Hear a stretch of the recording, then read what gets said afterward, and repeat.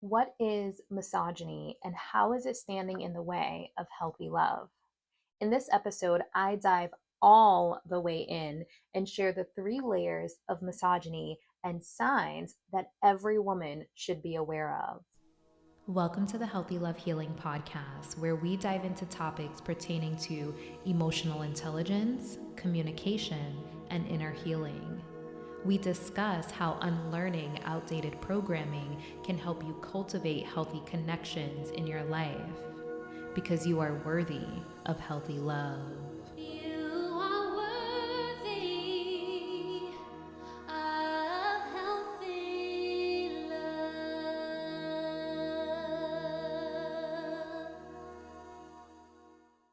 Hey, lovers! Before we dive into this episode, I invite you to reflect upon one act of healthy love that you experienced in the last week. And it's important that we focus on the healthy love because this episode is touching on the not so healthy love.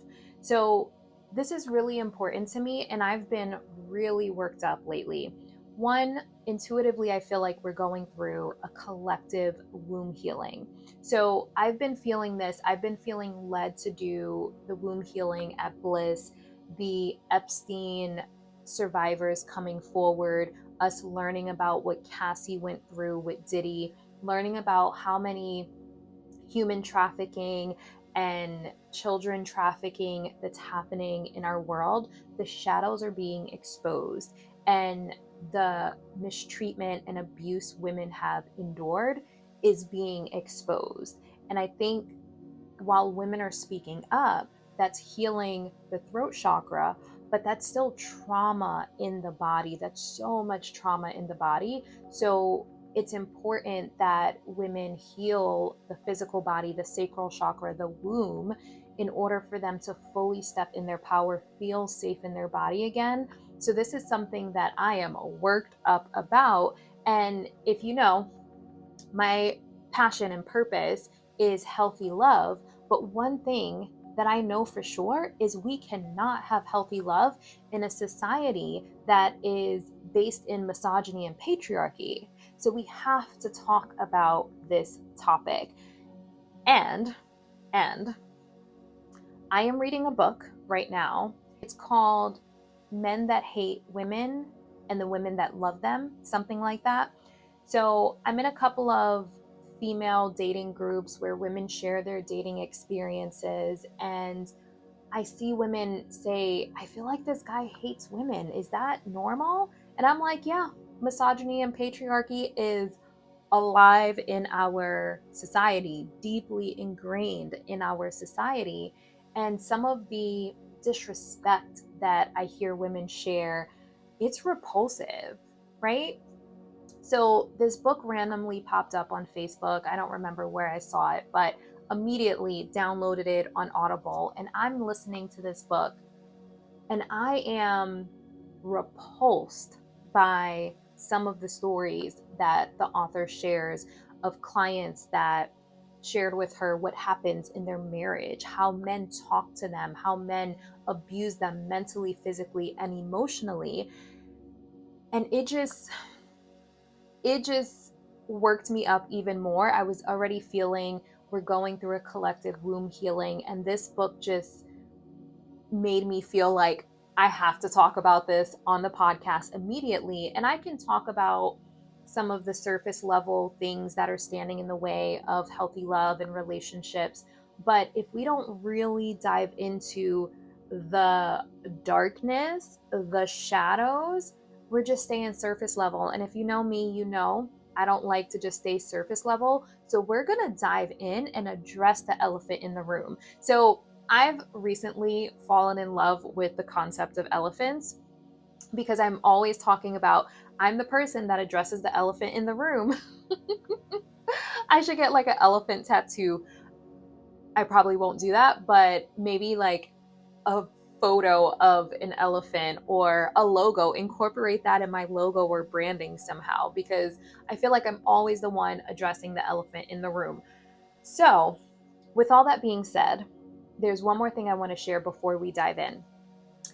I know that there is a modern day feminism this is not about feminism for me. I don't consider myself a feminist in the way of the modern feminism, where women are independent and we don't need anyone to hold doors for us, and equality for men and women.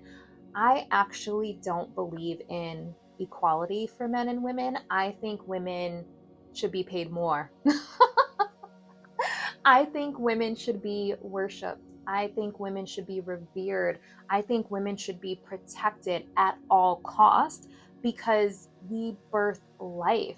If a man and a woman has the same job, a woman shows up to that job menstruating, pregnant, with postpartum, and still shows up to that job. So I believe women should be paid more personally. So the modern day feminism of like independence, I understand the concept. It's basically saying women can do the same things men do, sometimes even better. But I believe that we shouldn't have to. We shouldn't have to open our own doors. We shouldn't have to carry the heavy bags and do the heavy lifting, figuratively and literally. So I don't agree with the overly independent, toxic independence. Can we do it? Of course. Hello. I take care of myself, right? I've built businesses and I live a really amazing life.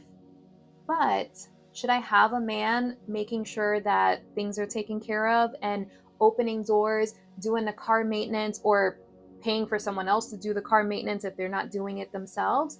Yes, I should. So I don't resonate and align with modern day independence type of feminism. So I want to be clear about that. This is not about like, we're independent, we don't need no man.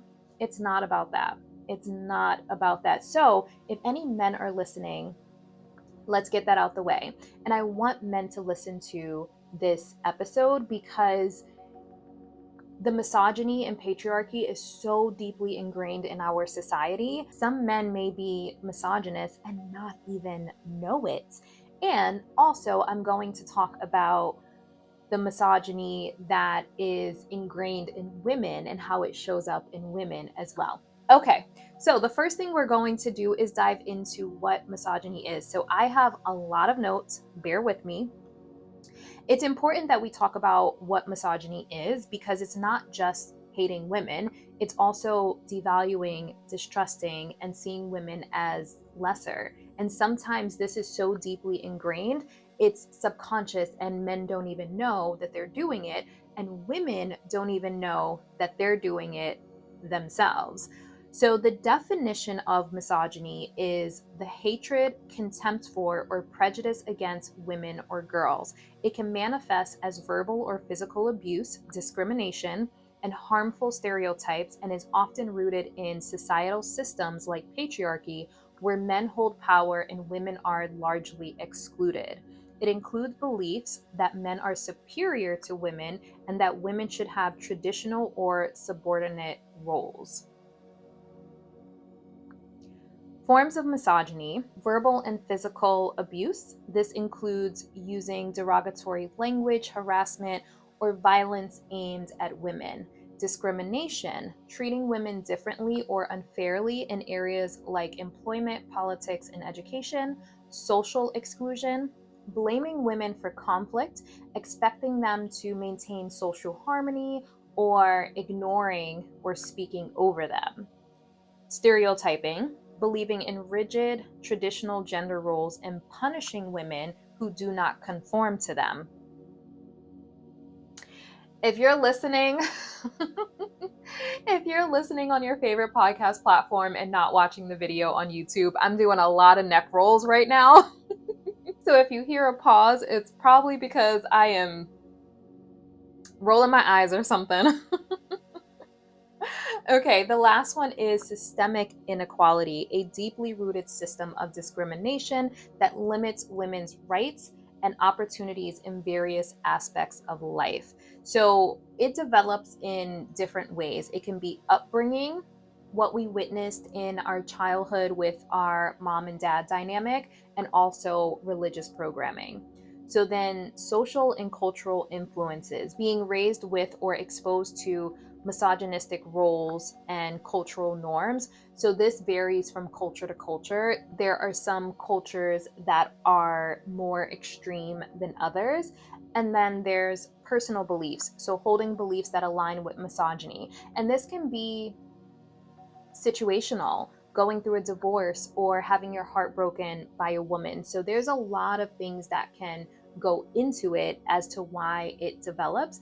And I think unless a man has done therapy with a quality therapist that is not also a misogynist or subscribes to the patriarchy, a lot of men don't even know it. They don't even realize it. So there are three layers of misogyny: subtle, benevolent, and overt. So misogyny exists on a spectrum and it's not an on off switch. Either it's deeply ingrained in them or they try to stand up against it. And I think it's important that men stand up against it. And this is why I want men to listen to this podcast episode. I hope that they do. They probably won't, but I hope that they do.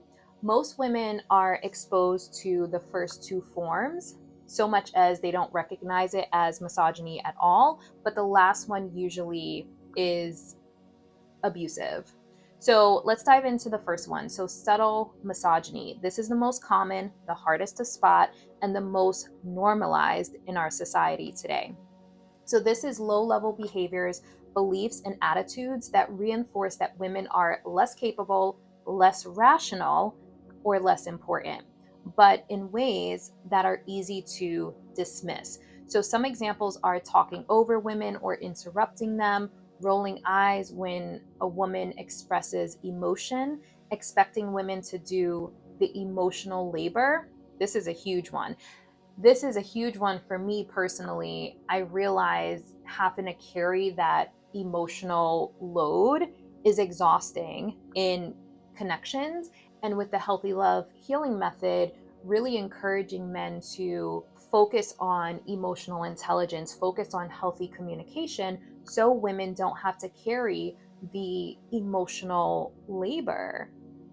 And also the domestic labor, there's so much. Okay, let me get back to the list. Saying you're too sensitive, that's gaslighting. Describing exes or even the woman they're currently dating as crazy.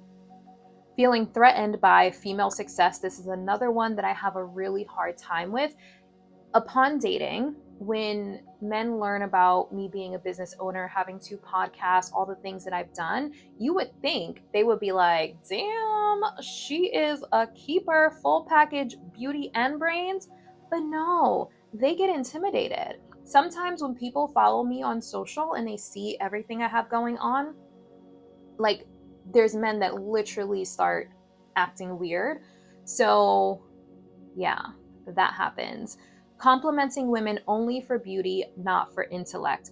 This is another thing that I have spoken about on the podcast is I will tell a man I own a business, I released a certification, I'm working on a book, I have two podcasts, and they'll be like, "But can you cook?" Or say something where they just focus on the physical. And I'm like, "But I'm a whole ass brilliant ass woman." And that's your response. So this is misogyny playing out. Before I go on, first I need to calm myself a little bit because I'm getting worked up. But I honestly did not realize how much misogyny and patriarchy played out in our society until I went to therapy. It wasn't a thing to me that was in my awareness until I went to therapy because I was raised by womanizers. So my granddad, my uncles, like they were womanizers. And these were the men that I loved. And how it played out in my childhood and how my mom treats my brother versus my sister and I. So sometimes we don't even see it, to be honest. I did not see it until I went to therapy. And that is why this podcast episode is so important for women to understand, because it's playing out and we don't even know it. We don't even know it. Back to the list.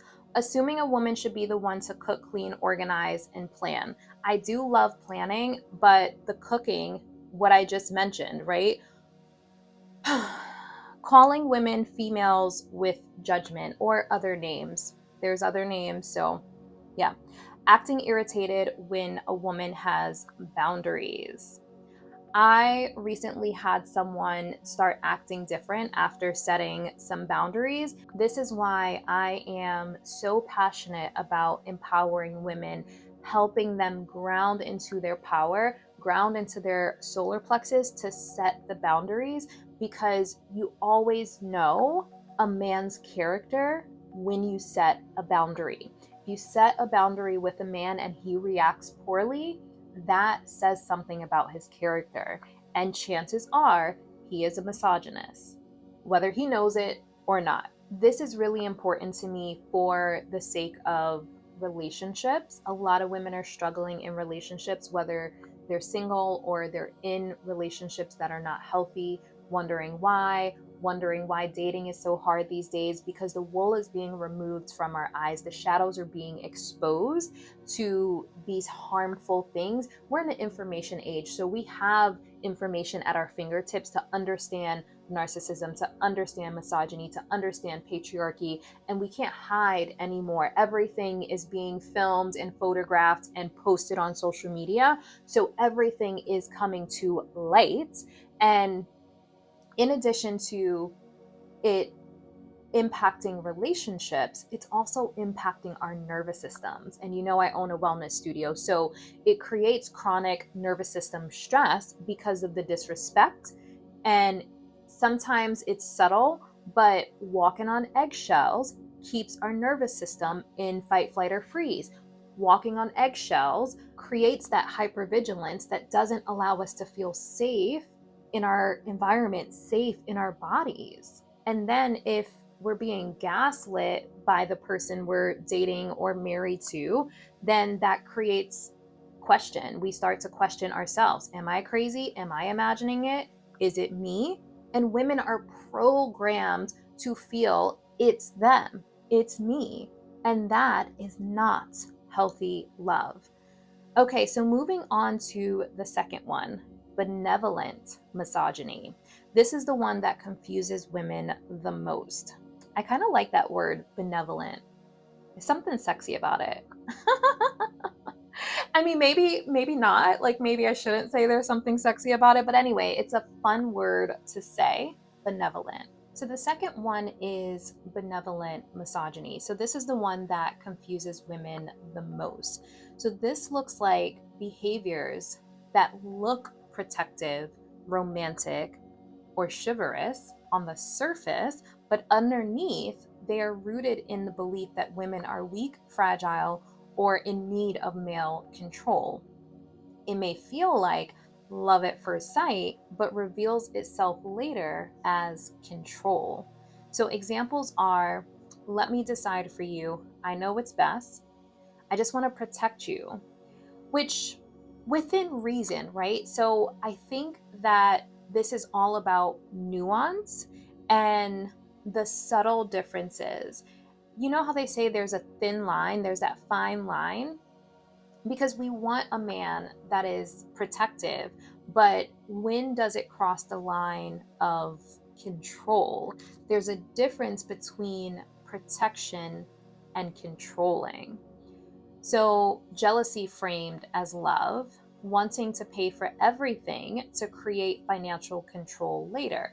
I definitely feel a man should pay for dates, a man should provide, but not for the purpose of control, because a lot of women stay in abusive relationships with misogynists because they don't feel like they can fend for themselves, or they don't feel like they would have as lavish of a lifestyle if they were paying for things themselves. So sometimes women are like, I can pay my own bills, but am I traveling? Am I receiving luxury gifts and things like that.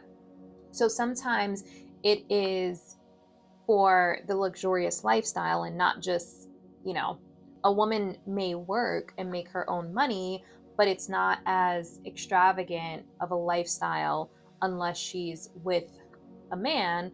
But what's crappy about this is women want to be catered to, women want to be courted, women want to be spoiled. So, where is the man that is spoiling a woman because he loves his woman? Where is the man that is spoiling his woman because he wants to see her happy and not with the intent to control her later? I've experienced this. I remember one time a man I dated in my 20s was like, "Oh, I'm going to take you shopping for Christmas, whatever it was, Valentine's Day, whatever it was." And the second I didn't do what he wanted, he says, "Oh, there goes some of your shopping money." Excuse me? Excuse me.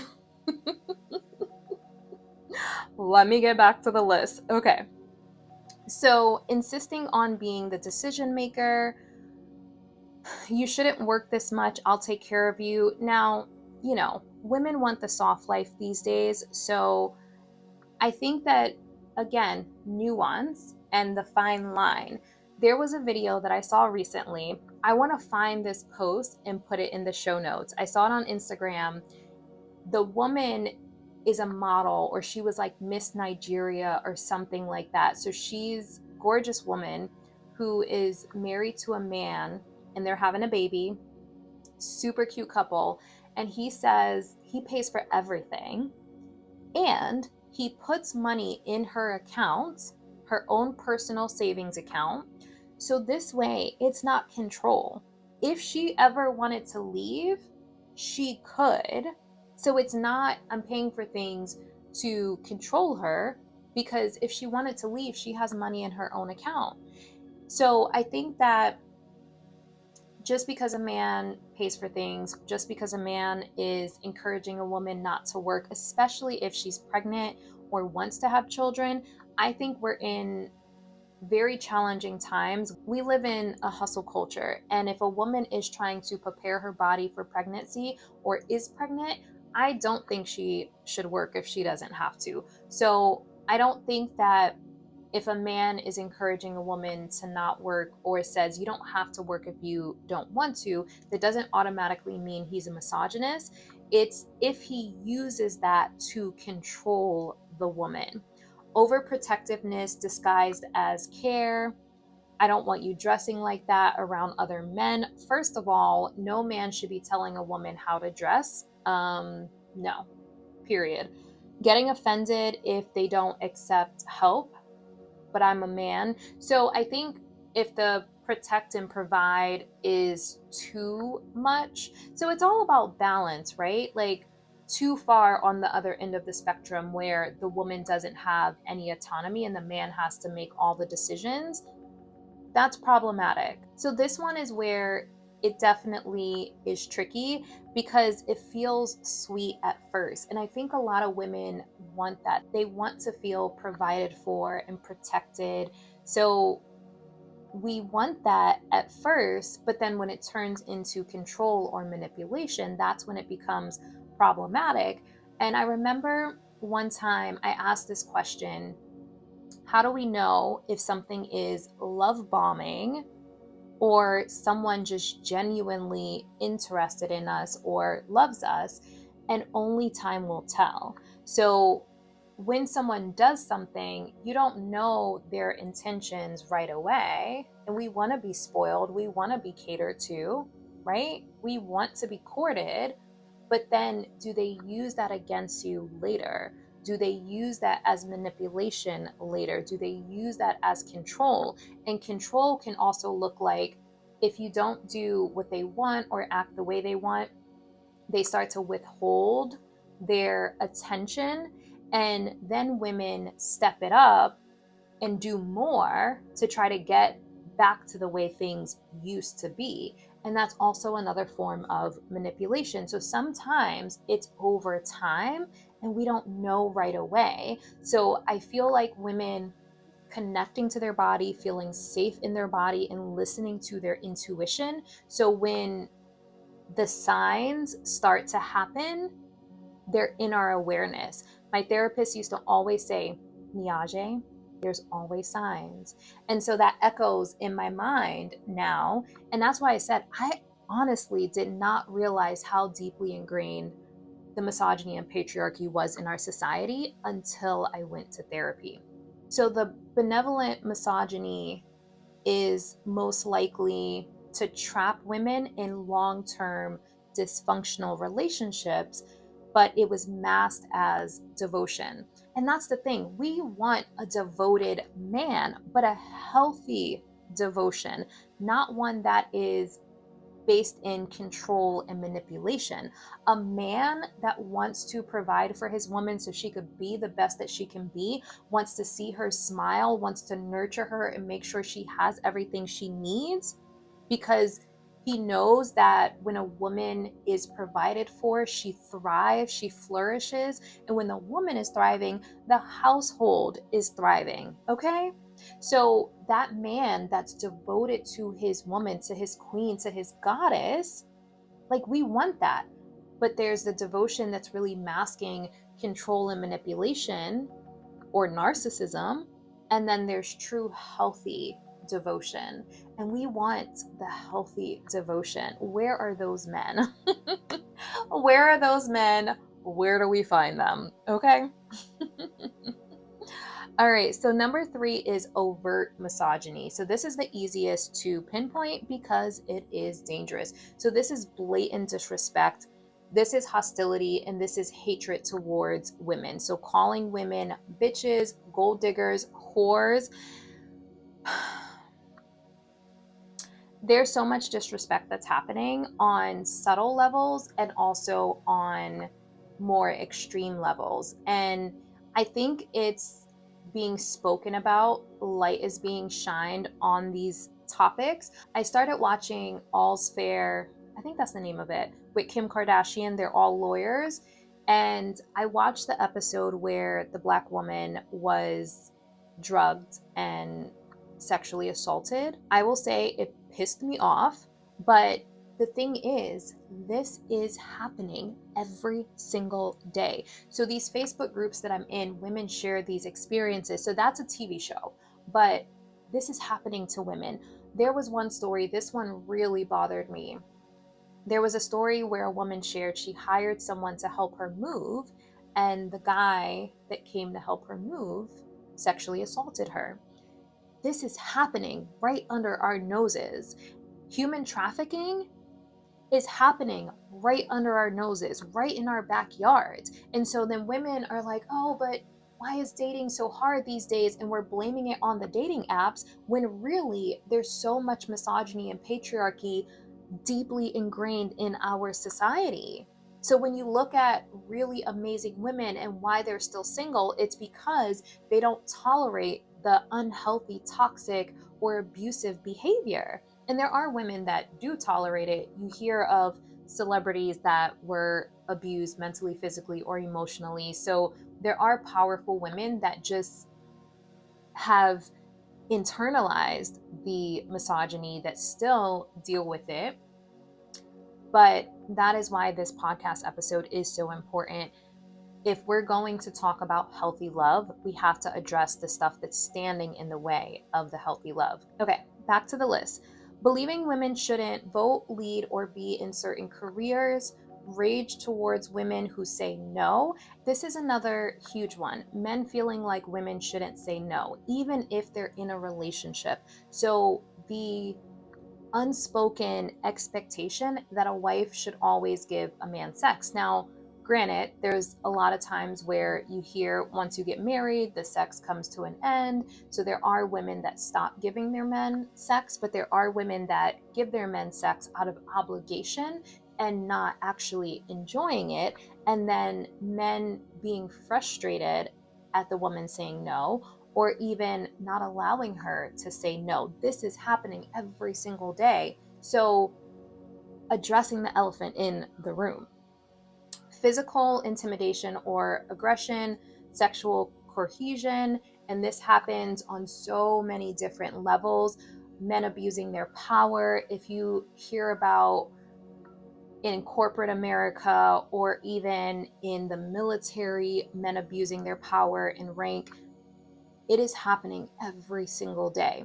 Violent reactions to rejection or boundaries. Men are superior to women, belief systems, feminism ruined society mentalities. So I remember doing a podcast episode about the unplugged alpha. So if it's someone that aligns with the unplugged alpha, or there's a guy that's super misogynistic that's really popular. I think his name is Andrew Tate, something like that. So men that follow these types of men, if the man that you were dating follows Andrew Tate or has read the Unplugged Alpha or subscribes to it, because some men may read it out of curiosity, but if they're like, oh, best book ever, he's a misogynist. Period. End of story. Run, run, run. Rewriting history or gaslighting when confronted. And gaslighting can be one thing, but also avoiding. I remember I was in a relationship, great guy in the beginning, too, really great guy in the beginning. And he would not have a conversation with me about the man versus the bear. And this was kind of alarming to me. He did not want to talk about it. Avoidance doesn't equal safety. Avoidance doesn't equal healthy. We have to be willing to have the uncomfortable conversations, and there may be discomfort or shame around their internalized or subconscious misogyny. So, a man that's willing to have the conversation is important. And I think that there's a level of it too, because you have people like Justin Baldoni who would speak up for women. But then I heard about what happened with the actress he was in the movie with. I'm drawing a blank of her name, but I'm like, man, he was one of the good guys. He stood up for women, but did he stand up for women from a place of groundedness, or was it because he felt women were weak?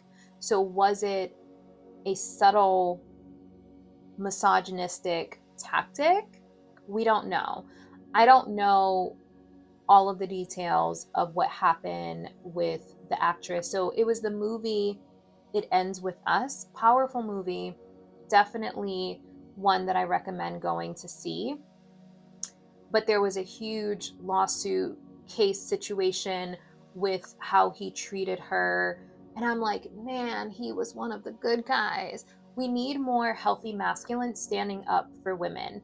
If you stand by, and this is for the men, if you stand by and listen to men bash women, that's misogyny.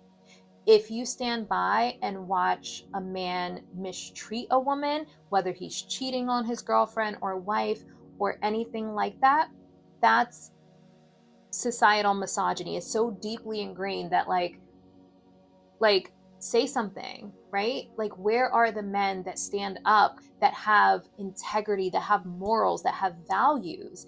And then think about the men that are sleeping with underage women. That's a problem. That is a problem. These men that were sleeping with these underage women, they were someone's husbands.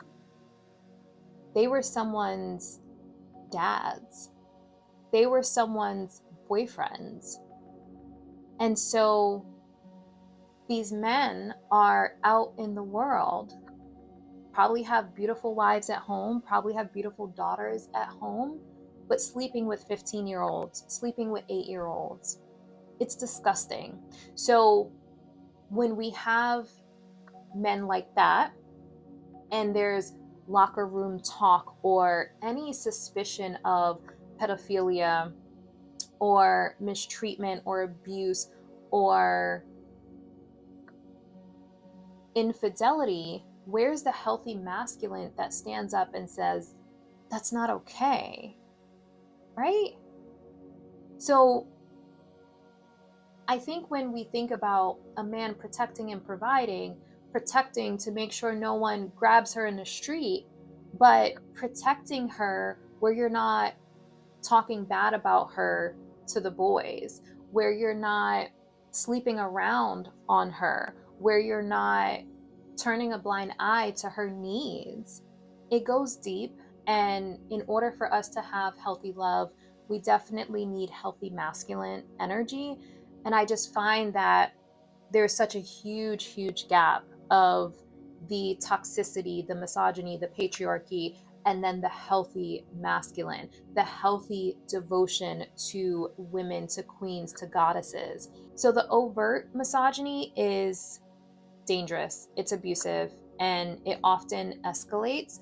And I remember seeing a post that said something about how many women are actually killed by men that they're in relationships with.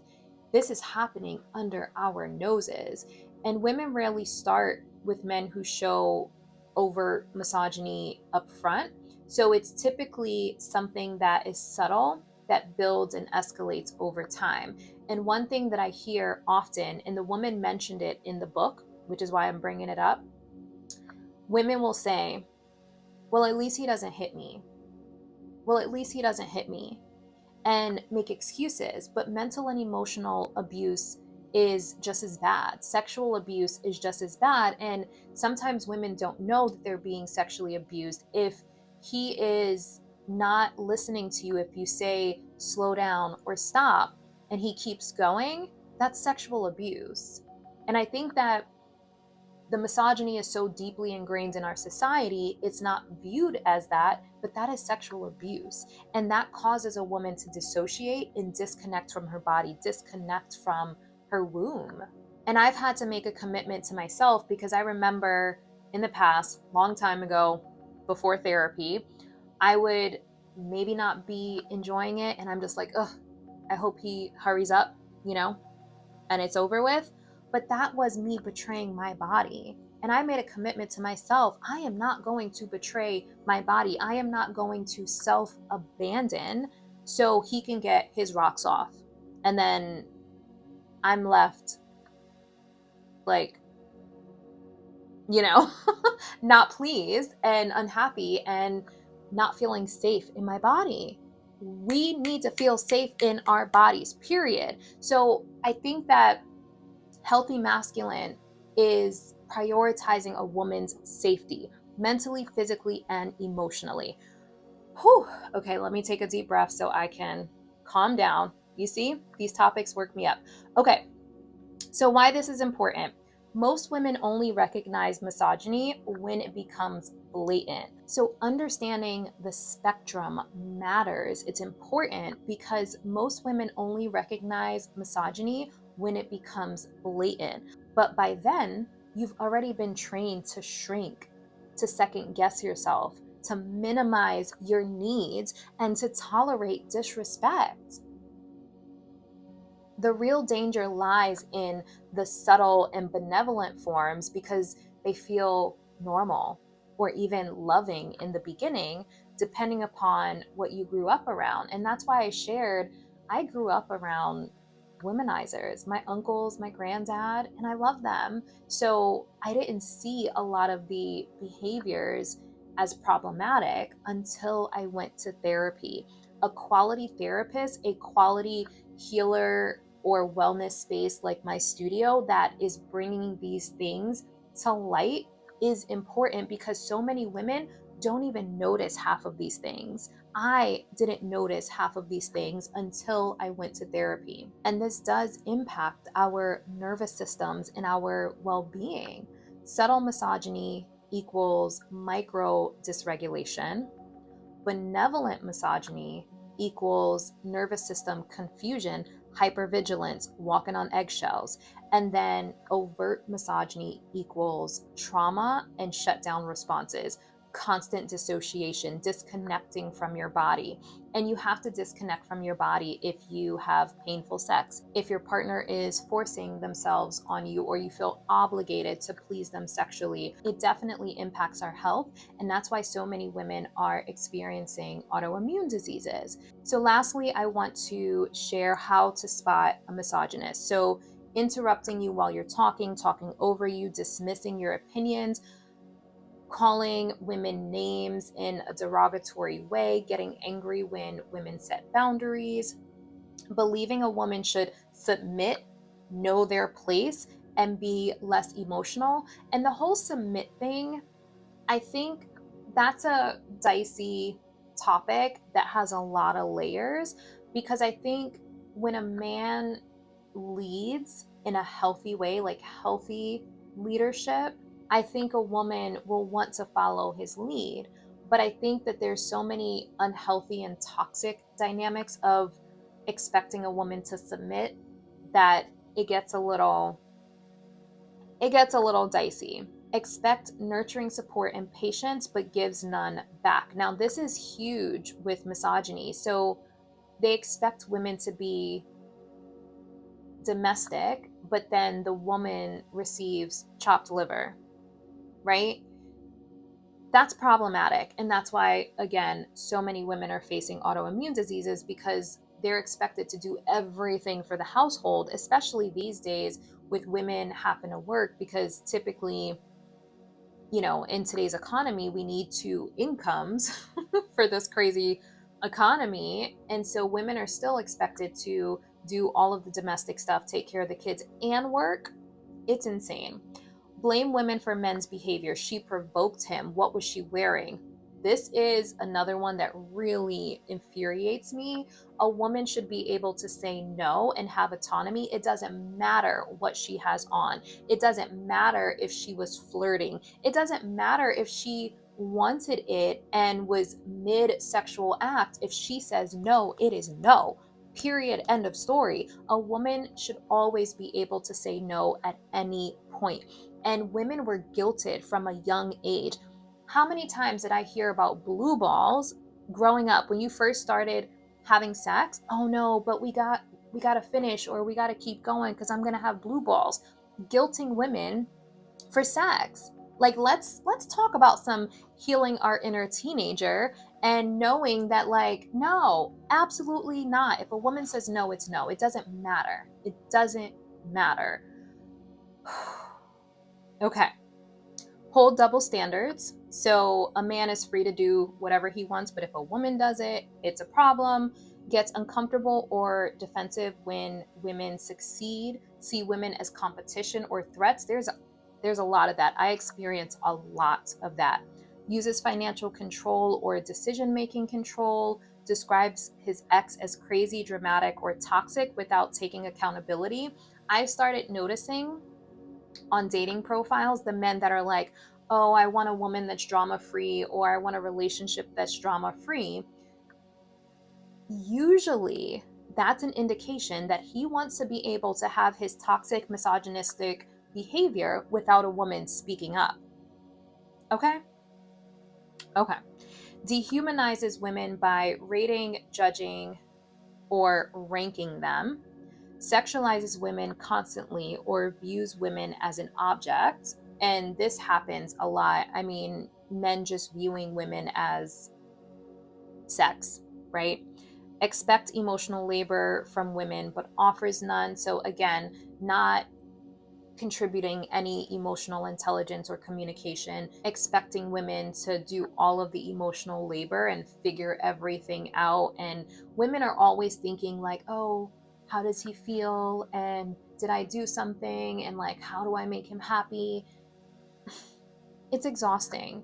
If a man communicated clearly how he felt, a woman doesn't have to do all of that emotional labor and be in a constant state of hypervigilance. And that constant state of hypervigilance keeps her nervous system in fight, flight, or freeze. And that is why women are getting sick and getting autoimmune diseases. I digress. Uses Guilt, shame, or manipulation when you express your needs. So this is gaslighting. Oh, you're too sensitive. You make everything more complicated than it has to be. Don't overthink it. This is someone saying, oh my God, everything is such a big deal to you. Why couldn't you just like let things be? Like, okay. Mocks feminism or labels empowered women as too much. Another one that I've received a lot of. Becomes irritated or threatened when you talk about your accomplishment.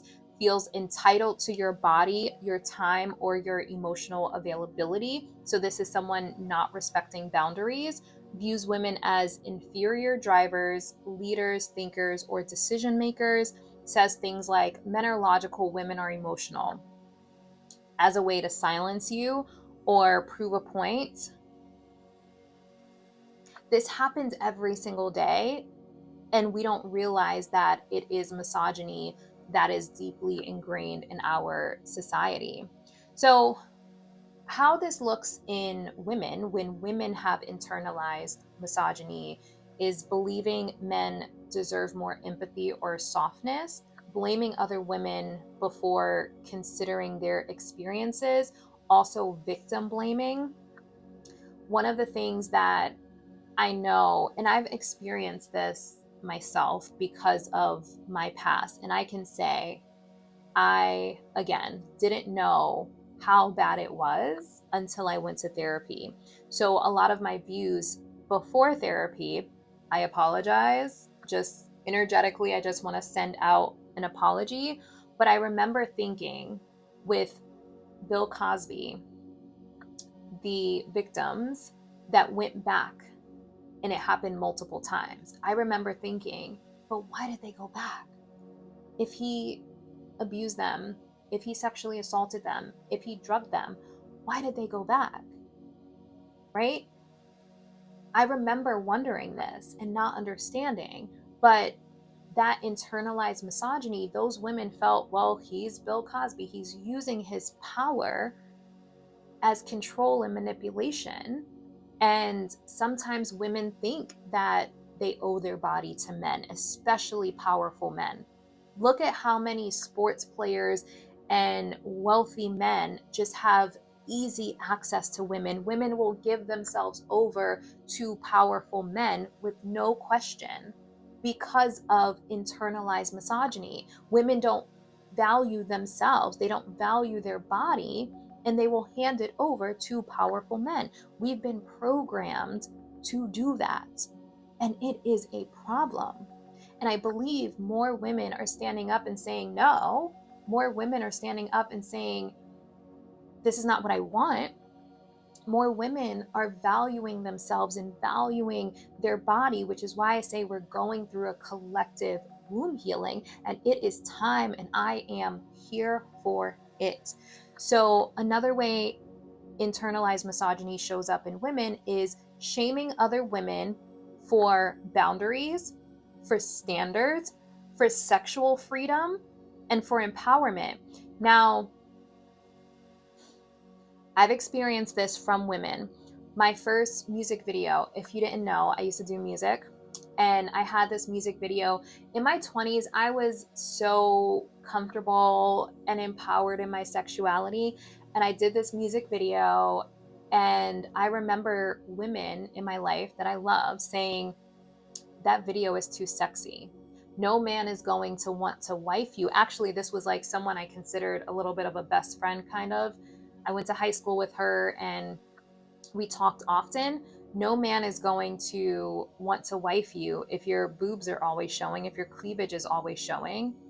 And I actually had, even when I moved to Florida, I had a woman say something like that to me, like, your boobs are always out. Like, so shaming other women for their sexuality, their confidence, their the way they dress, their style, their preferences, whatever it is, that is internalized misogyny. I don't care how low cut my shirt is. That doesn't reflect who I am. And I remember I toned myself down for a long time. For a long time, I shrank for the comfort of others. And I think I felt like I needed to be more conservative for people to take me seriously. And now, 3 brick and mortar businesses later, 2 certifications, research on sound therapy that is changing the world right now, basically, health and wellness. I don't have to cover up my boobs. If I want to wear a low cut shirt because I love my boobs, I am going to wear a low cut shirt. I am proud of my boobs. My boobs are real. For anyone who has, oh, that's another one. This was someone else I considered a really good friend. Oh, when did you get a boob job? My boobs are real. If anyone has ever wondered, they're real. Okay? But like that's the kind of shit that women do to other women because of internalized misogyny, and it has to stop. And the thing is, I believe women are so powerful. And that is why we have been programmed to hate each other, because if we bond together and stand with each other empowered, fully in our power, we would be unstoppable. We would be unstoppable. And misogynists in the patriarchy don't want that. And this is not about hating men or bonding together to get rid of men, because I love men. Like, where's the healthy masculine? Where's the healthy, devoted man to his queen and to his goddess? And not for the purpose of control or manipulation, but because he truly wants to be by his queen, right? The king and the queen, the goddess and the devoted, healthy masculine pouring into his goddess. I want that. So this is not about, oh, we don't need men, right? Because that's what they say. All of this feminism and women who don't need men, it's not about that, right? I'm not here for the toxic independence or the toxic femininity. It's saying we need healthy masculine, and there is not a lot of that in today's society. The next way that internalized misogyny shows up in women is feeling threatened by successful or attractive women. So this looks like, even though someone is a friend, being ambivalent towards them, being low key competitive, lying about another woman, or trying to tear another woman down. This happens so much, and I hear so many women talk about feeling like they don't have any genuine, supportive, or nurturing friendships. And I've definitely gone through that myself.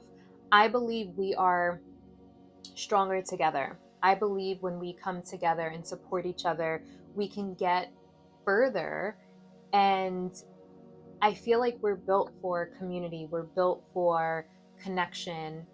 And when women are going against each other and trying to tear each other down, I believe it is internalized misogyny. I also think that internalized misogyny is the root of mother wounds and sister wounds.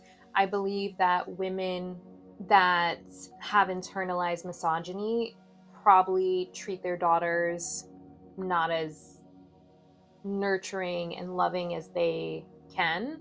And they may treat their sons differently than how they treat their daughters. So, internalized misogyny is the root of a lot. And then, last but definitely not least, being conditioned to tolerate disrespect because it feels normal. I want to say this again because this is really important. Being conditioned to tolerate disrespect because it feels normal.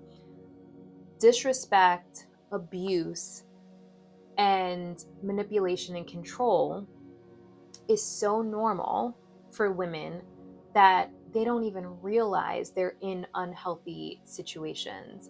And sometimes they're so brainwashed that they believe they deserve it or they're responsible for it. And that is the programming and brainwashing that misogyny and patriarchy has instilled in even the women.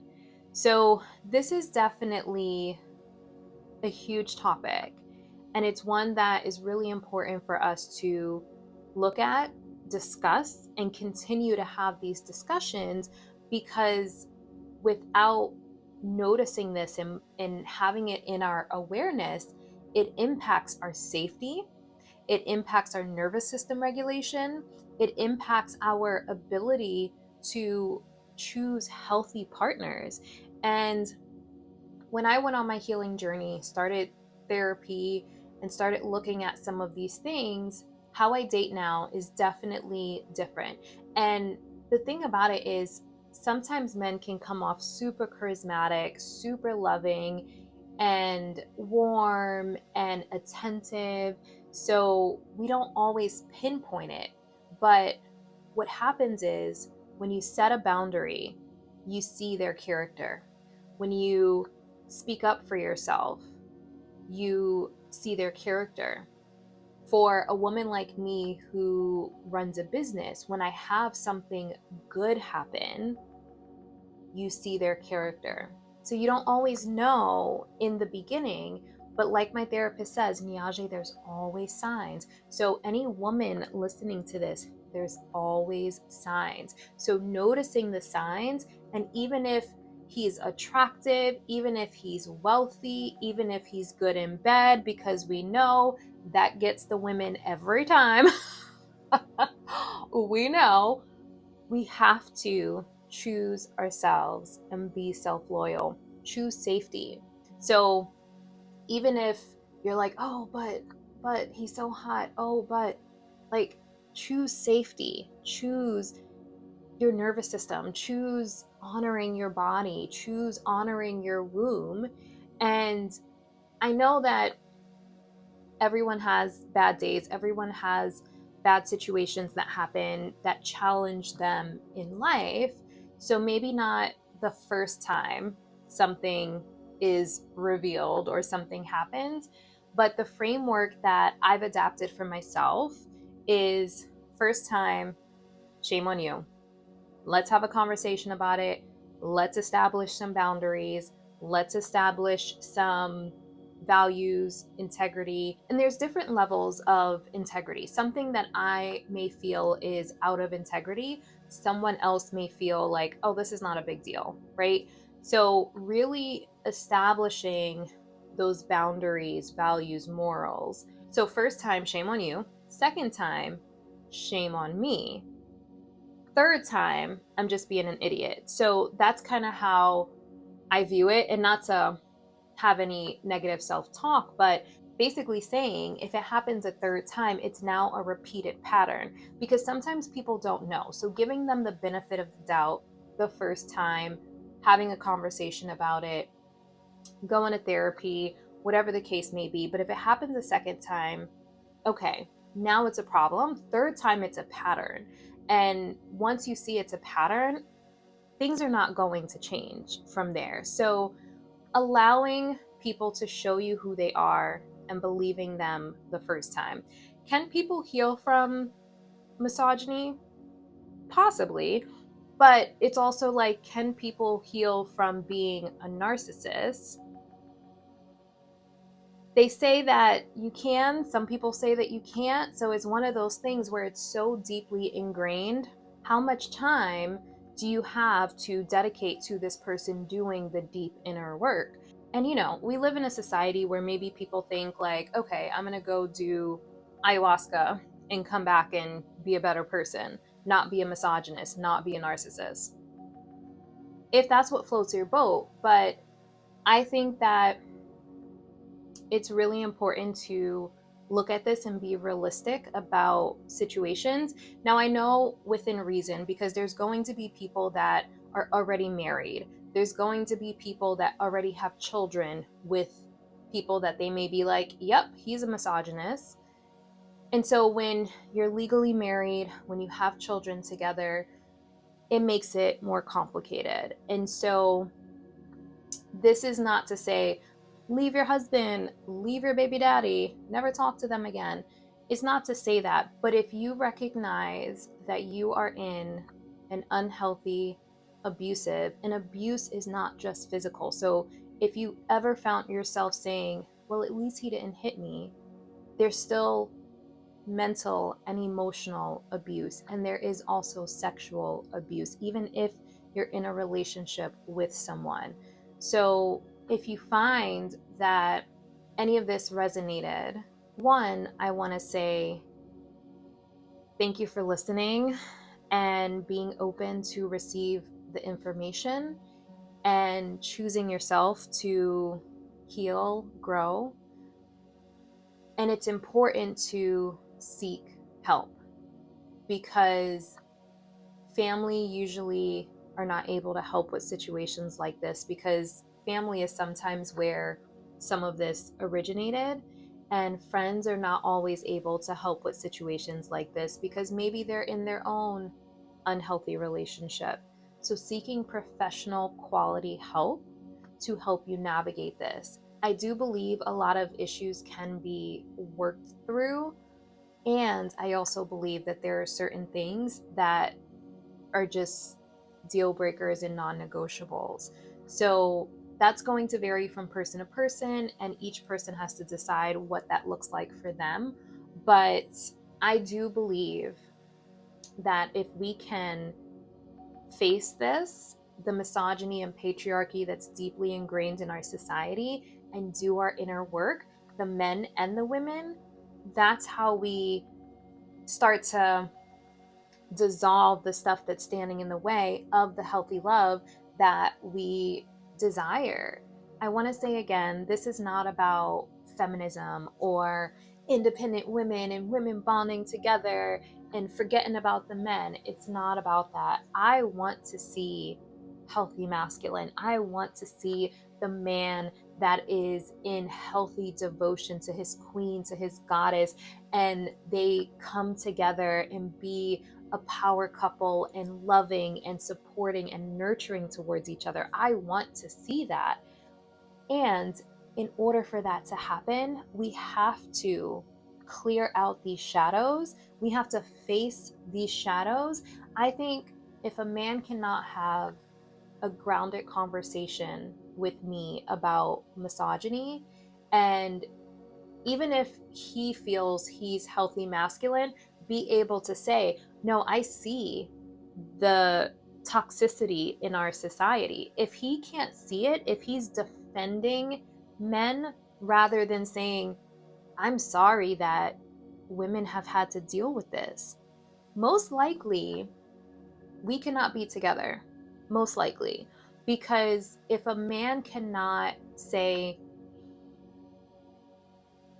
it's brutal out there, if he refuses to see it, then there's no safety for me in that connection, because that is a man that's not willing to look at how women have been abused, how women have been mistreated. And that means he's turning a blind eye to when it happens in society, when it happens around us. And we've all done it to a certain extent. I didn't see how bad it was. I didn't know that human trafficking was as bad as it is in Tampa Bay. I didn't know that so many women are being sexually assaulted. So when I chose to open my eyes to what is happening in the world, because there was definitely a point where I'm like, love and light, rainbows and glitter, you know? And I love that about myself. And I also had to ground into reality and see what was happening in this world. I used to idolize Cassie and Diddy when I was younger and Making the Band was coming out. Like, Diddy was a mogul in, you know, our culture. So hearing about what he's done, he is a monster. He is a monster. There are monsters out here, and we can't turn a blind eye to it. So any man that can't say, oh yeah, this is effed up, that's not a man that I feel I could be safe with. So, women understanding the signs to look out for and understanding what safe and unsafe looks like in the masculine, I think is really, really important. And so, for me, what emotionally safe looks like in a man is someone who's emotionally responsible, someone who respects women of all ages, of all sizes, of all nationalities, someone who takes accountability. And I understand if a man feels like he's always respected women, he shouldn't have to be punished for what other men have done. But if a man can't say, I understand why the man versus the bear was a thing, that's scary. And I would never want my daughter to be in a situation like that. Or if I ever had a daughter, I would never want her to be in a situation like that. If he can't say that, to me, that man is not safe. So it looks like someone who has leadership skills, but with integrity, with character, with morals, and someone who supports female empowerment. So, the reel I mentioned earlier, where the man is putting money away in the woman's personal savings account, he's saying, I'm not controlling you with money. I want you to be here because you want to be here and not because you need to be here because I've controlled you financially. And this one is so big for me, but healthy communication. Communication is the foundation of a healthy relationship. If a man cannot communicate, how is he going to be in a healthy relationship? Being able to receive a woman's no without punishment. So, a man that shuts down or feels rejected because a woman says no, that's an indication that there is some work to be done. There's some healing to be done. There's some emotional intelligence and emotional regulation to be done. Because if a woman says no, it doesn't mean she's rejecting the man. A woman could say no because she doesn't feel good. And it's not even just about sex, it could be about a lot of different things. But if a woman says no, it could be for so many other reasons that has nothing to do with the man. So the man has to be able to respect a woman's autonomy, respect a woman's feelings, respect a woman's emotions. And there is not a lot of that in today's society. How women feel has been invalidated, diminished, suppressed, ignored, and it's unacceptable. Lastly, appreciation versus entitlement. Men feeling entitled to women, especially if they have money. Especially if they have money, they feel entitled to women. And when a man provides for a woman, he feels entitled to her body. It's insane. It is insane. When we really take a good look at it, it is insane.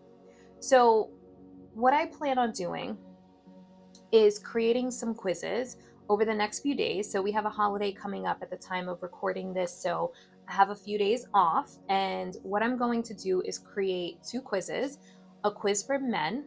Are you a misogynist? And I really hope men take this quiz because the first step is awareness. The first step is awareness.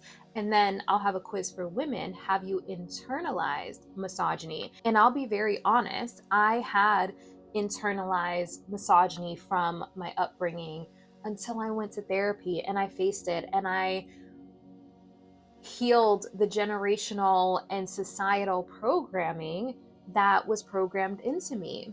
So I'll have those quizzes, and then I'm going to create a section in the Healthy Love Healing app that will be designed around healing from misogyny. If you're a man that was programmed to believe a certain thing about women, or if you're a woman who has internalized misogyny, how to release it, how to reprogram it. So unlearning the harmful programming and replacing it with healthy patterns, healthy thought patterns, healthy beliefs, because we can't have healthy love as long as the misogyny and patriarchy is basically dominating our society.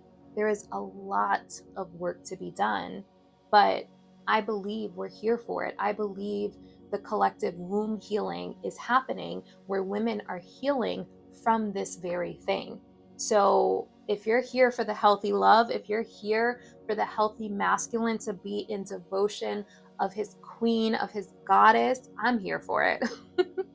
I'm like, let's do this. Let's dive in. Let's do the work. Okay, lovers. I know this was a lot. I know it was, but it's so needed. This is an important conversation. So share this episode with someone that will find value in it. Actually, share it with as many people as possible, because the more we talk about this, the more we have these conversations, the more people are going to lean into their healing, the more people are going to step into their power and stop allowing people to mistreat them and choose safety, choose self loyalty. So, share this episode with as many people as you can. And until next time, reminding you, don't shrink for the comfort of others, and you are worthy of healthy love. Thank you for listening to the Healthy Love Healing podcast, where we are reminding you that you are worthy of healthy love. If this podcast resonates, go download the Healthy Love Healing app, available on Google Play and iOS, for more tools to cultivate self-love and healthy connections in your life.